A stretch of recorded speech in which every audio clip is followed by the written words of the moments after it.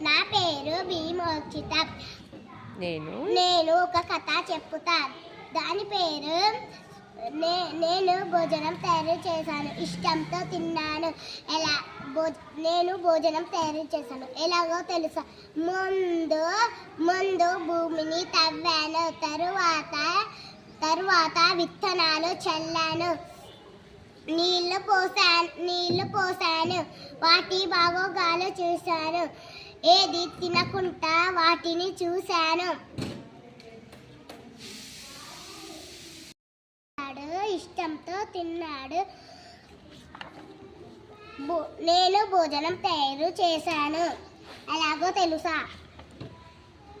ముందు భూమిని తవ్వాను, తరువాత విత్తనాలు చల్లాను, నీళ్లు పోసాను, వాటి బాగోగాలు చూశాను, ఏది తినకుండా చూడాలి, అందుకే వాటిని కాపాడాను.